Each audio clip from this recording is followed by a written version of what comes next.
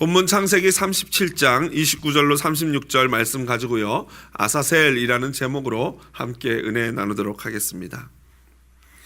여러분, 일주일 동안 고단하셨죠? 많이 피곤하시고 힘드셨을 거라 생각을 합니다. 저는 이 고단하다라는 단어를 들으면 우리 선친이 생각이 납니다. 보통 우리 신세대는 힘들다, 피곤하다 이렇게 표현을 하는데, 저희 아버님께서는 살아생전에 꼭 그렇게 표현하시더라고요. 고단하다 이렇게 표현을 하시더라고요. 그래서 이 고단이라는 단어가 참 가슴에 와 닿는데요. 우리의 인생이 왜 이렇게 고단할까요? 이 뉴스를 가만히 들여다봐도요, 고단한 일 투성입니다. 얼마나 고통스럽고 힘든 일들이 많은지, 가족끼리의 상잔의 아픔이 있고, 전쟁의 소식도 있고, 미사일을 쏘기도 하고, 경제가 어떻게 되고, 가스값이 올라서 산불이 막 넘어가고 이렇게 되는 이런 여러 소식들을 접하게 되면은 참 우리의 인생이 고단하다라는 생각을 하게 됩니다. 오늘 본문은요, 굉장히 짧지만 인생에 대한 또한 깊은 교훈을 저에게 주고 있습니다. 본문의 내용 우리가 읽어봐서 알겠지만 본문의 내용은 이렇습니다. 야곱의 장자인 르우벤이 요셉을 이 동생들이 죽이려고 하는데, 그 죽이려는 동생들 손에서 구원하고자 일단 구덩이에 던져놓자라고 얘기하고, 그리고 나서 나중에 몰래 그를 구원해서 아버지에게로 데려가려고 했습니다. 그런데 이 형제들이 그 르우벤이 잠시 자리를 비운 사이에 요셉을 해하려고 하니까 유다가 이 요셉을 죽인들 무슨 유익이 있겠느냐, 우리가 팔자라고 해가지고 이스마엘 미디안 사람 상인들에게 은 20에 팔아 넘깁니다. 이 르우벤은 그 사실을 모르고 혼자서 요셉이 있는 구덩이에 몰래 가가지고 요셉을 꺼내려고 갔더니 그만 요셉이 사라지고 없는 것입니다. 그래서 울며 불며 나는 어디로 갈꼬라고 하면서 동생들에게 왔습니다. 그러나 동생들은 그 형의 애통함에 아랑곳하지 않고 숫 염소 한 마리를 죽여서 그 염소의 피로 요셉의 그 찢어버린 그 채색 옷에다가 피를 적신 후에 그것을 아버지에게 보내서 아버지로 하여금 스스로 요셉이 짐승에게 잡아 찢어졌다라고 생각하게끔 합니다. 그러나 하나님께서는 그 요셉을 이 보디발이라는 바로의 친위 대장에게 팔리게 하는 역사를 이루어 가십니다. 이것이 바로 오늘 본문의 간단한 내용인데요. 이 본문에서 여러분 우리가 주목해야 할 단어가 있습니다. 무엇일까요? 여러분, 어떤 단어에 이렇게 마음이 이렇게 꽂히십니까? 저는요, 이 본문을 이렇게 묵상하고 연구하면서 눈에 확 들어오는 단어가 하나 있었는데, 그게 뭐냐면은요, 29절, 33절, 34절에 나오는 단어입니다. 무엇일까요? 옷을 찢고, 33절에도 요셉이 분명히 찢겼도다, 34절에 자기 옷을 찢고라는 단어입니다. 여기서 나오는 이 찢다라는 단어는 카라라는 히브리어인데요, 영어로는 이 tear, 찢다라는 단어와 동일한 단어입니다. 그래서 번역도 아마 tear, tone 이렇게 번역을 하고 있는데요, 이 찢다라는 단어는요, 이 히브리 사람들이 어떤 슬픈 일이 있을 때, 마음에 감당할 수 없는 고통이 있을 때 그들은 옷을 찢으면서 자기의 슬픔을 표현했습니다. 거기다 또 한 단계 더 나가면 머리를 깎기도 하고요, 거기다가 젤을 뿌려서 이렇게 젤을 뒤집어 쓰기도 합니다. 극심한 슬픔의 표현이지요. 실제로 고통스러운 일을 당했을 때 이렇게 슬픔을 표현한 예가 구약 성경에 많이 나오는데, 가장 유명한 장면이 있다면은 바로 욥기 1장 20절입니다. 한번 볼까요? 같이 함께 목소리로 읽어보도록 하겠습니다. 시작.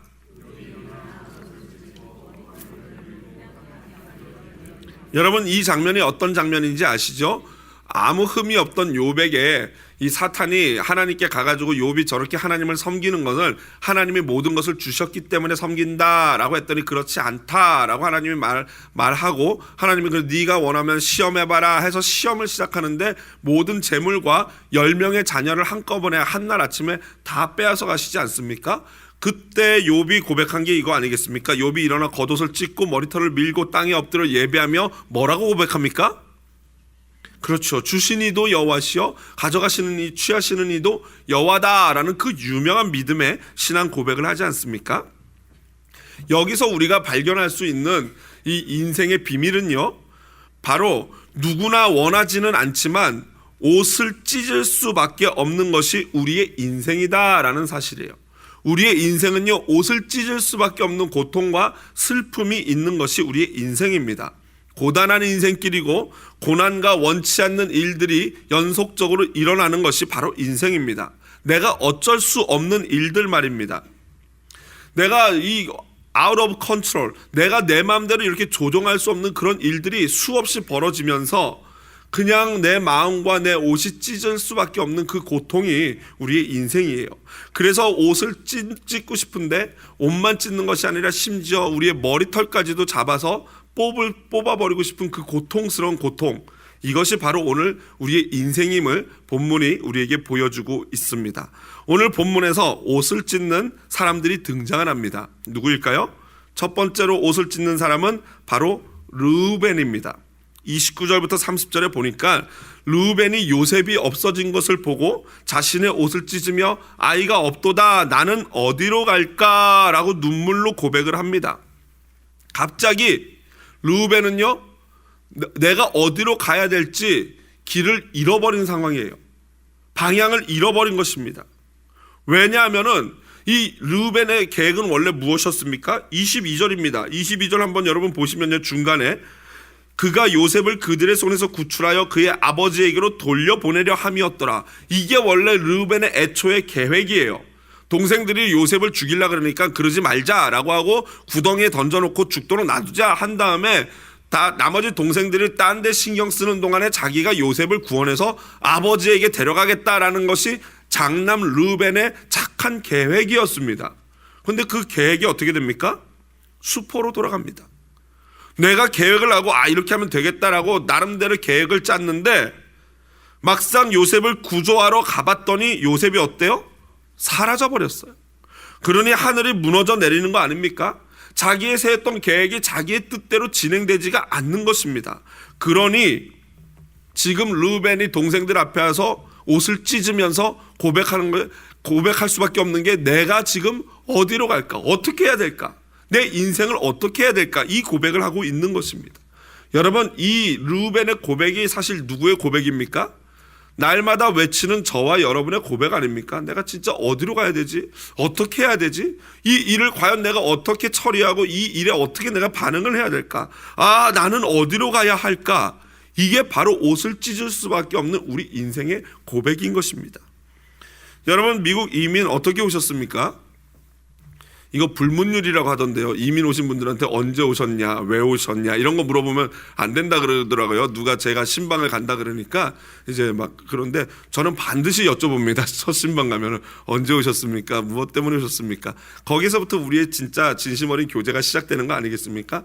저는 이 미국을 올 때 사실은 이찬수 목사님이 연결해 주신 그 남가주에 있는 좋은 교회 이 부목사로 가기로 이제 약속을 하고 미국에 들어왔어요. 그런데 이 미국에 들어왔더니 그 교회가 자꾸 안 부르면서 시간이 점점 흘러서 1년 반을 그냥 이 학교에서 이 공부를 하면서 시간을 보내게 됐어요. 그래서 제가 이게 믿음인지 아닌지는 모르겠지만 사실 제가 오면서 이게 우리의 계획은 그쪽 그 행정 목사님이 저보고 오라 그러면서 우리 교회에서 목사님을 하여를 하겠다고 해서 오라 그러게 했는데 제 믿음인지 이게 뭔지 모르겠는데 아마 안 될걸요. 속으로 이게 믿음인가요?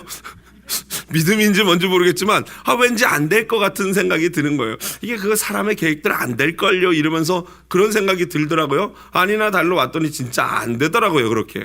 근데 만약에 제가 진짜 철떡같이 이건 반드시 약속했으니까 인간끼리 약속한 거니까 되겠다라고 믿고 왔으면요 아마 굉장히 힘들었을 거예요. 그런데 그건 안 될걸요 이런 믿음 때문인지 뭔지는 모르겠지만 여하튼 안 될걸요 때문에 굉장히 마음 편하게 있는 동안은 기쁘게 잘 지냈어요.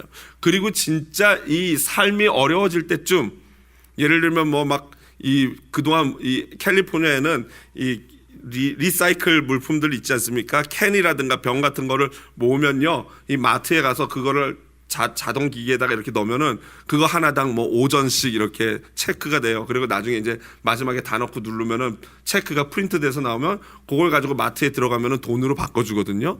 하도 이제 제가 이 재정이 다 떨어져가지고 가스값이 없어가지고 그 모아놨던 캔을 갖다가 팔아가지고 가스값을 넣을 정도로 생활할 그때쯤에 하나님께서 이찬수 목사님을 통해 가지고 이제 에브리데이 교회를 연결해 주신 거예요. 그러면서 이제 제가 이제 이 교회를 부임하게 된 거죠. 그 연결로요. 그러니까 하나님의 역사는 그렇게 인도가 되셨던 것이죠. 그러니까 내가 원래 계획했던 대로 되는 게 아니에요. 원래 내가 계획했던 대로 됐다면은 어쩌면 제가 우리 이 한사랑교회 못 왔을 수도 있겠죠. 다른 쪽으로 풀려갔을 수도 있겠죠. 여하튼 하나님의 계획은 내 계획과는 같아요, 달라요? 달라요. 한치 앞을 모르는 인간은 내 마음대로 내 뜻대로 계획을 세우지만 그 계획이 되지가 않아요. 그래서 여러분 잠언 19장 21절에 이런 말씀이 있죠. 같이 한번 큰 목소리를 읽어보겠습니다. 사람의 마음에는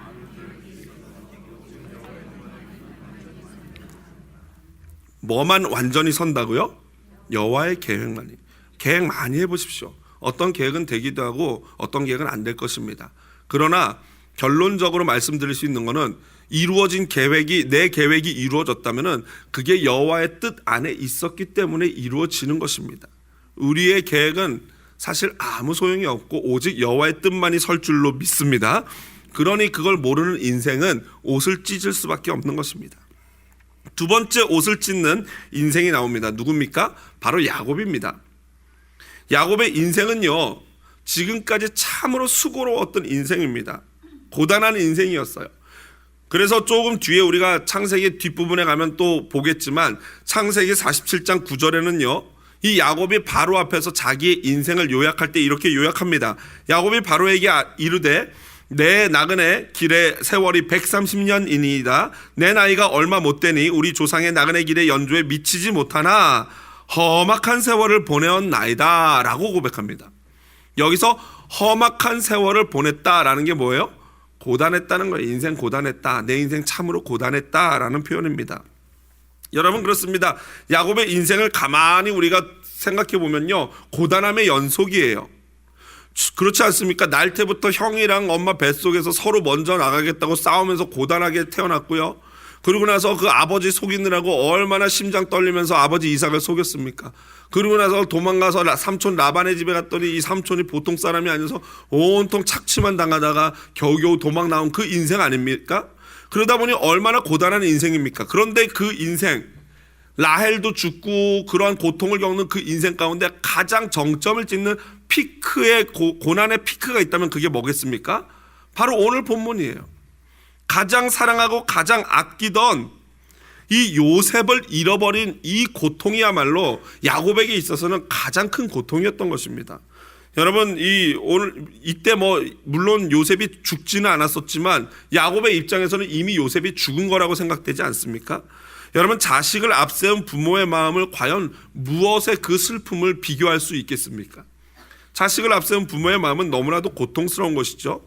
얼마 전에도 제가 다큐멘터리 같은 이 뉴스에서 이렇게 봤는데 어떤 저가만한 어미 원숭이가 이 새끼가 난 지 한 2달 만에 죽어버렸는데 그 새끼를 놓지 못하고 계속 죽은 그 새끼의 시체를 들고 다니더라고요. 그거를 이제 동물원에서 사진을 찍어서 이 뉴스에 올렸습니다. 이 말 못하는 짐승이라도 그 자식에 대한 그 애틋한 사랑은 끊을 수가 없는 것이죠. 그러니 우리 인생이 그 가장 사랑하는 자식을 잃어버렸을 때 어찌 옷을 찢지 않을 수 있겠습니까? 야곱은 오늘 옷을 찢습니다. 그리고 애통합니다. 바로 상실의 아픔입니다. 내가 가장 아끼고 나에게 가장 소중한 것들을 잃어버릴 수밖에 없는 것이 우리의 인생이에요. 언젠가는 나에게 가장 소중한 것조차도 결국에는 잃어버리게 되는 것입니다. 특별히 신명기 4장 24절을 보면요, 내 하나님 여호와는 소멸하는 불이시요 질투하시는 하나님이시니라 라는 말씀이 있습니다. 여러분 이 사랑에는요 반드시 질투라는 요소가 들어가 있습니다. 사랑을 하는데 질투가 없다? 그거는 사랑이에요, 아니에요? 모르시겠습니까? 제가 이해하기 쉽게 설명을 드릴게요. 내가 우리 남편을 사랑하는데 내 옆에 이런 언니가 옆에 앉아서 내 남편하고 아주 친하게 이러면서 와하하 이러면서 해요. 우리 자매님들 대답해 보세요. 마음이 평안하다. 오히려 마음이 다행이다. 이런 생각이 든다. 그건 사랑이 아닌 거예요. 그건 사랑하는 게 아닙니다. 그 옆에서 누가 이러면은 마음이 불편하고 저 여자가 미쳤나? 왜 남의 남편한테 내 애인한테 왜 저러지? 이게 정상이에요. 그게 뭐예요? 사랑의 한 부분이에요. 물론 의처증이나 의부증까지 나가는 것은 병적인 현상이지만 기본적으로 사랑하는 존재에 대해서는 반드시 질투가 따라오는 게 맞아요. 진짜 사랑하는데 뭐 누가 와서 건들건 뭐 찝쩍대건 아무 상관없으면 그건 이상한 사람이고 사랑이 아니죠. 바로 하나님도 마찬가지예요. 우리를 사랑하시기 때문에 질투하시는 하나님이에요. 사랑에는요, 서로에 대한 책임과 동시에 구속이라는 요소가 있어요. 사랑하면은 책임을 져야 되고 동시에 사랑하면은 상대방을 또 구속하게 돼요. 여러분 결혼하면은 손에다가 뭘 낍니까? 결혼 반지 끼지 않습니까? 근데 가끔 어떤 이 자매님들 보면은 반지 끼고 막 다이아몬드 이따시만한 거 붙여놓고요. 이러면서 맨날 계속 머리만 넘기는 분들 계시는데 그런 결혼 반지는 원래 진짜 옳지 않습니다. 원래 진짜 결혼 반지는 어떻습니까? 그냥 링이에요, 링. 아무것도 없는 황금으로 된 링. 뭡니까? 황금이라는 것은 순수한 걸 상징하고요. 그냥 링은 뭐예요? 영원한 걸 상징하는 거예요. 그리고 그 반지가 손에 끼어져 있다는 건 뭐예요? 구속이라는 거예요. 넌 이제 누구 거다? 내 거다. 어디 가서 막 이거예요. 서로 이제부터 넌 내 거야. 이 아내는 남편에게 넌 내 거야. 남편은 아내에게 넌 내 거야. 이거가 되는 거죠. 이게 바로 결혼이고 사랑인 것입니다. 그런데 우리 인생은요, 바로 이 하나님께 우리가 속했고 하나님께 우리가 구속을 당한 거예요. 그러니까 우리에게 있어서 하나님께 있어서 가장 첫 번째 우선순위가 우리이듯이 우리 역시 우리에게 있어서 가장 첫 번째 순위가 누구여야 되는 거예요? 하나님이어야만 하는 거예요. 그래야지만 하나님의 사랑이 만족이 되는 거예요. 하나님이 우리를 그렇게 사랑하시기 때문에 우리에게 요구하는 사랑도 그러한 사랑을 요구해요. 그런데 문제는 그 사랑에 있어서 우리가 하나님을 사랑하는데 하나님을 분명히 사랑해요. 그런데 그 우선순위가 이렇게 바뀌게 돼서 하나님보다 먼저 앞에 오는 사랑하는 무엇인가가 있잖아요. 그걸 뭐라 그럽니까? 우상이라고 합니다. 어떤 사람은 그 무엇이 돈이에요. 돈이 하나님보다 먼저 우선순위여서 돈을 사랑하면 돈이 만몬신 우상이 되는 거예요. 그런데 어떤 사람은 명예, 어떤 사람은 요즘 이제 이 젊은 엄마들은 이 애를 한두 명 정도만 낳기 때문에 이 자녀가 하나님보다 앞서게 되는 경우들도 있어요. 그리고 또 심지어 어떤 분들은 부모가 하나님보다 앞서는 경우도 있어요. 뭐 요즘 세상에 그런 귀한 분을 만날 수 있을지는 모르겠지만 어쨌든 부모보다 앞서려고 하는 사람들이 있어요. 그러면 안 된다는 거예요. 예수님이 뭐라 그러셨습니까? 마태복음 10장 37절에 보니까 같이 한번 읽어볼까요? 마태복음 같이 함께 읽어보겠습니다. 아버지나 어머니를 나보다 더 사랑하는 자는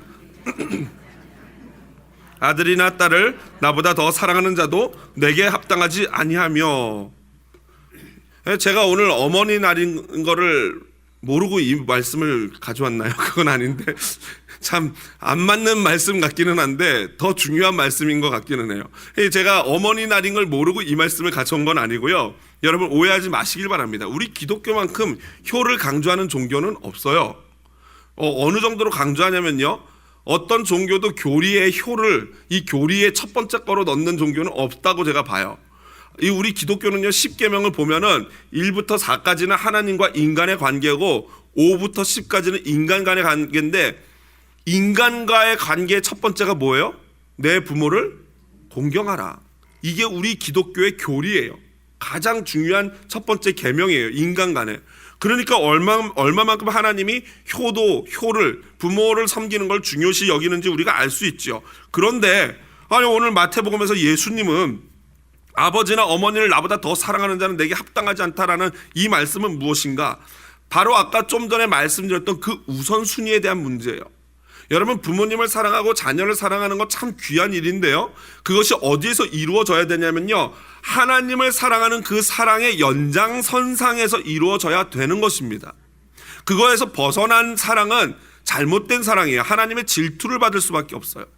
하나님을 가장 먼저 사랑하고 그 하나님을 사랑하기 때문에 내 이웃을 내 몸과 같이 사랑하라는 명령을 지키는데 그 내 이웃의 첫 번째가 누구예요? 부모요?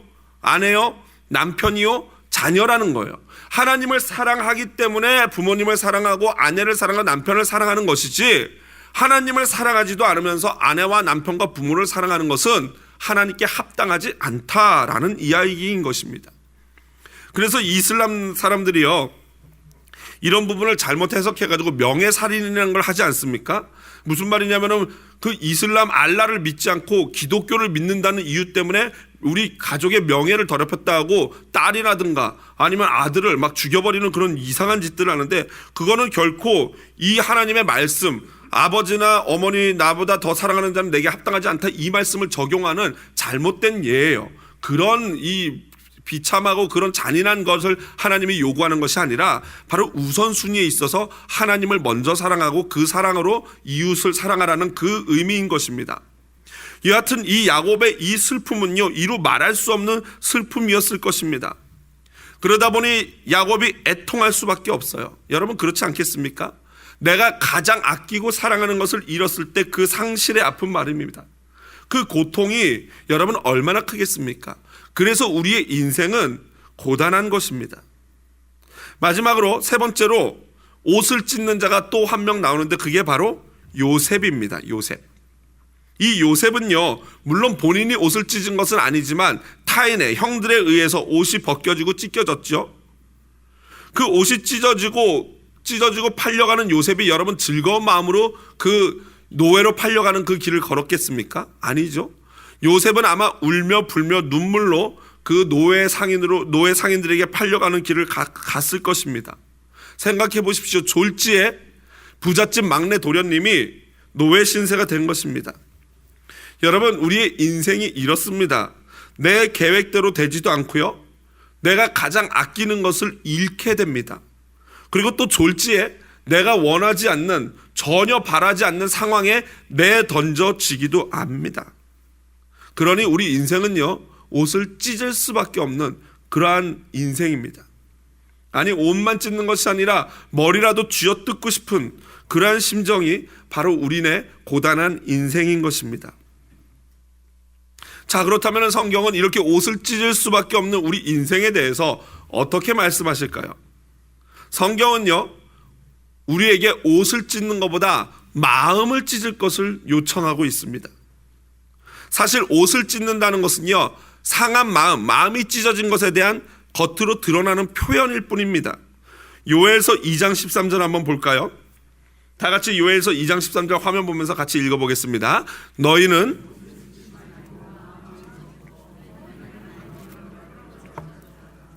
그는 은혜로우시며 자비로우시며 노하기를 더디하시며 인애가 크시사 뜻을 돌이켜 재앙을 내리지 아니하시나니. 지금 요엘 선지자는요, 이스라엘 백성들이 옷을 찢을 수밖에 없는 슬픔의 고통의 시간이에요. 언제냐면은 포로기니까요. 나라가 망하고 다 바벨론으로 잡혀간 그 시기니까요. 옷을 찢을 수밖에 없죠. 그런데 그들에게 말하기를, 그 위기 가운데 고난 가운데 처한 이스라엘에게 정확한 회복의 디렉션을 제공하는데 옷을 찢지 말고 뭘 찢으라고요? 마음을 찢으라는 거예요. 사실 그 상황은 옷을 찢을 상황이 아니고 마음을 찢을 상황이에요. 사실 이미 마음이 찢어진 상태입니다. 그 마음이 찢어지는 고통과 아픔을 가지고 뭘 하라는 거예요? 마음을 찢으라는 게 무슨 의미겠습니까? 회개하라는 거예요. 하나님께로 돌아오라는 것입니다. 그 찢어진 상황 가운데 해야 될 일이 있다면 하나님께로 돌아오는 거예요. 여러분 제가 이 설교를 준비하면서 재밌는 이 찢다, 우리가 집중하는 이 찢다라는 단어, 이 굉장히 재밌는 단어더라고요. 이 찢다가 영어로 보니까 tear, 그렇죠? tear인데 찢다라는 동사인데 이 동사가 명사가 되면 뭐가 돼요? 그렇죠, 눈물이 돼요. 재밌지 않습니까? 찢고 눈물. 그러니까 무슨 말이에요? 마음을 찢으면, 마음이 찢어지면 뭐가 나와요? 눈물이 나오게 돼 있어요. 그런데 이거를 이미 예수님이 아셨던 것 같아요. 여러분 마음이 찢어지는 일이 우리 인생에 뭐 한두 개입니까? 이 고단한 인생길에 뭐 매일에도 몇 번씩이라도 마음이 찢어지는 고통스러운 상황들이 있을 수 있는데, 그렇게 되면 우리 눈에 자동으로 눈물이 흐르는 거예요. 그리고 그때 해야 될 게 뭐예요? 여호와 하나님께로 돌아와야 한다는 거예요. 인생에 고통이 있고 아픔이 있으면 멍청하게 거기서 버티면서 내가 해보겠다고 막 그러지 말고 얼른 누구에게로 돌아와야 돼요? 하나님께로 돌아와야 되는 거예요. 이것을 예수님이 마태복음 5장 3절 4절에 이렇게 말씀하셨어요. 심령이 가난한 자는 복이 있나니 천국이 그들의 것이며 애통하는 자는 복이 있나니 그들이 위로를 받을 것이며. 여러분 왜 예수님이 첫 번째 팔복의 첫 번째를 심령이 가난한 자는 복이 있나니 시작합니까? 인생이 고달픈 거예요.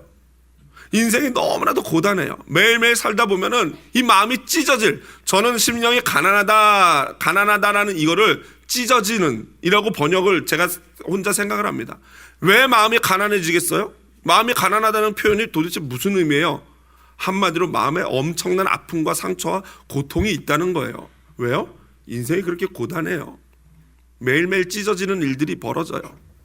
그렇게 마음이 찢어지는 자는 천국이 그들의 것이며, 여러분 왜 마음이 찢어지는데 천국이 그들의 것이지? 그 다음에 이어져요. 이 팔복을요 그냥 따로 볼 게 아니라 이어서 보면 재밌습니다.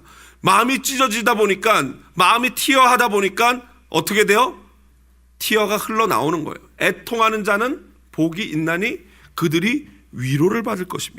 그러니까 인생에 고난과 고통이 없어서 마음도 찢어지지 않고 그래서 눈물도 나지 않는 사람은 복이 없는 자래요.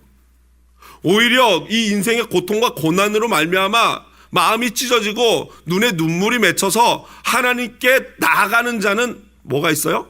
복이 있대요. 천국이 그들의 것이고 그들이 하늘 위로를 받게 될 줄로 믿습니다. 주님은요 고난과 어려움 가운데 더 가까이 하나님께로 나오기를 원하고 계시는 거예요.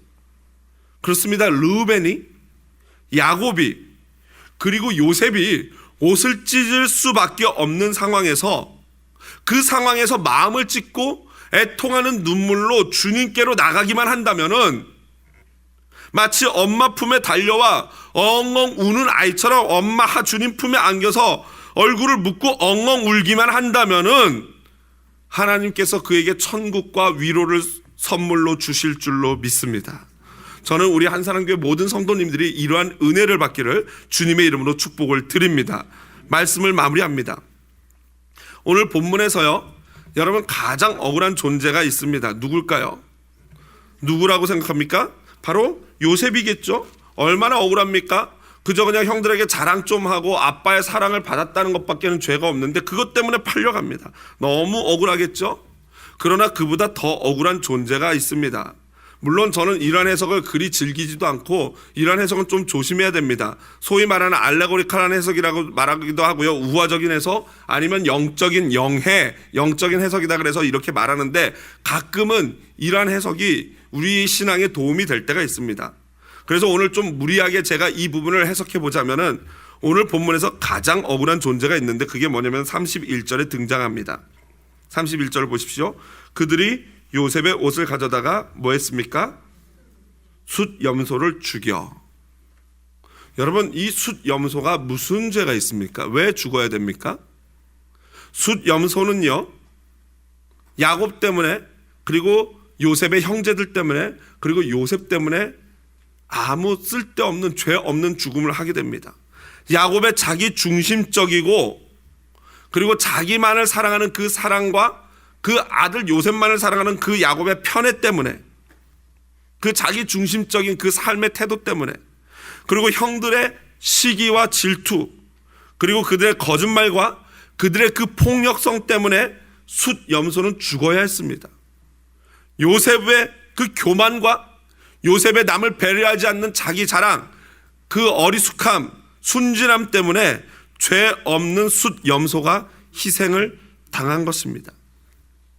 여러분 오늘 설교의 제목이 아사셀인데 그 아사셀의 그 유래를 알고 계십니까? 레위기 16장을 보면요 바로 스케이프고트가 나옵니다. 속죄염소라고 하는데요 그게 바로 아사셀인데, 사실 아사셀에 대해서 신학적으로 정확히 저게 뭔지, 그 염소를 뜻하는 건지 어떤 다른 존재인지는 아직 정확하지는 않지만 일반적인 해석에 있어서 아사셀은요 바로 그 염소, 속죄염소를 뜻합니다. 속죄염소는요 아론이 한 숫염소를 택해가지고 백성들의 모든 죄악을 그 숫염소의 머리에다가 안수를 해서 전가를 시킵니다. 그리고 그 숫염소에다가 죄목들을 목에다가 적어서 걸어줍니다. 그리고 어떤 사람이 그 숫염소를 데리고 광야로 나갑니다. 그래서 그 염소를 광야길로 내보내요. 계속 가게 내보냅니다. 그 숫염소가 광야길을 가다가 못된 짐승을 만나잖아요. 그래서 그 숫염소가 어떻게 됩니까? 그 짐승에게 찢깁니다. 그러면 그것을 본 사람이 성으로 돌아와서 아사셀 외치면 사람들이 기뻐하면서 잔치를 벌입니다. 왜요? 그 숫 염소가 우리의 모든 죄를 가지고 찢겼기 때문에 우리가 구원을 얻는다라는 것입니다. 여러분, 그렇습니다. 오늘 예수님이 이 아사셀이 되어서 십자가에서 당신의 몸을 찢기신 것입니다. 그러나 분명한 사실은 이 고단한 인생길, 하나님은 아직도 섬세하게 요셉과 야곱과 우리 모두의 삶을 인도하십니다. 보디발 장군의 집으로 요셉을 보내십니다. 온몸을 찢으신 예수님의 사랑 없이 어찌 갈 수 있겠습니까? 오늘 이 시간 다시 한번 주님의 그 사랑을 기억하며 함께 같이 찬양하며 고백하기를 원합니다.